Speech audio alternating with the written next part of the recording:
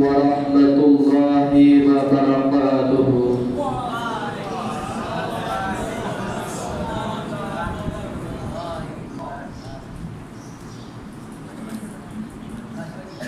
ابتدا ہے رب جلیل کے بابرکت نام سے جو ہماری شارک سے بھی زیادہ قریب ہے۔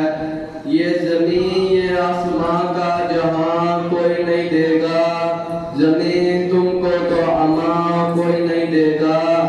یہ وطن مٹ گیا تو تم بھی مٹ جاؤ گے اے نادانو، اس کو زندگی سمجھو، اس کو زندگی مانو کہ پاکستان کے باہر تمہارا کچھ نہیں یارو، کہ پاکستان کے باہر ہمارا کچھ نہیں یارو۔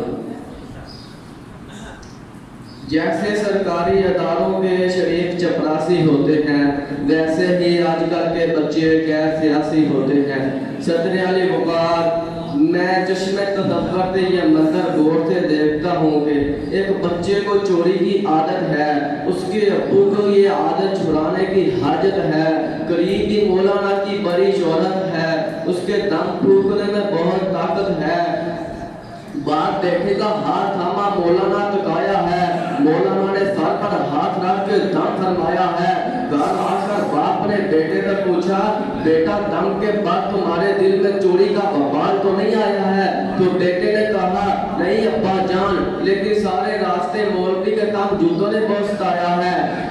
شیخ صاحب یہ منظر سن کر آپ کے دل میں یہ خیال تو نہیں آیا ہے کہ سیاست کے میدان میں کسی مولانا کا کسی سیاسی بچے پہ آیا ہے؟ ہرگز نہیں، یہ تو بس اتفاقی طور پر ہو پایا ہے، ورنہ میرے منظر تو ارے میرے بیان تو پرانی خبروں کی طرح باسی ہوتے ہیں، کیونکہ ہم بچے تو غیر سیاسی ہوتے ہیں۔ کل رات میری اپنی نے ہمارے گھر کی ہانڈی میں لوٹے پکائے، معاف کیجیے گا میرا مطلب کریلے پکائے، اور میں نے کھانے سے انکار کر دیا تو میرے ابو نے مجھے کہا بیٹا ایسا نہیں کرتے، رمضان میں جو بھی بنے تھے ضرور کھاتے ہیں۔ اور تب جا کے میرے ذہن میں یہ بات آئی کہ ہمارے سیاستدان اس وطن کو اتنا شوق سے کیوں کھاتے ہیں، کیونکہ پاکستان بھی تو رمضان میں بنا تھا۔